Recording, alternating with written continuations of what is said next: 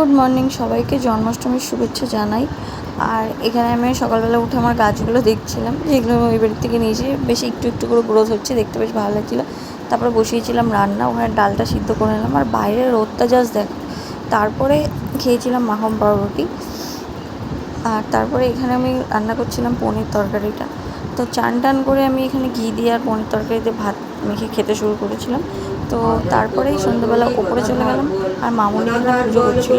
শিবা সাদি বল, শিবা সাদি বল, গৌরী হরিদাসী বল, হরিদাসী বল, গৌর ভক্তবৃন্দ বল, ভক্তবৃন্দ বল, গৌরী ভাগীরথী বল, ভাগীরথী বল, গৌরী সুরধ্বনি বল, সুরধ্বনি বল, রাধা গোবিন্দ বল, রাধা।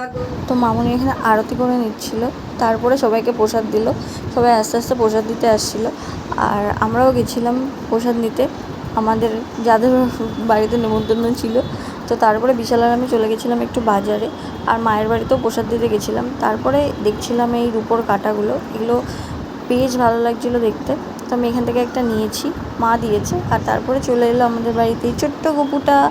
এটা হচ্ছে আমাদের পাশের বাড়ি এক দাদার ছেলে, ও বেশ সুন্দর কৃষ্ণ সেজেছিলো, ওকে খুব ভালো লাগছিলো দেখতে। আর রাতে খেলাম প্রসাদ। তো আজকের জন্য বাই বাই।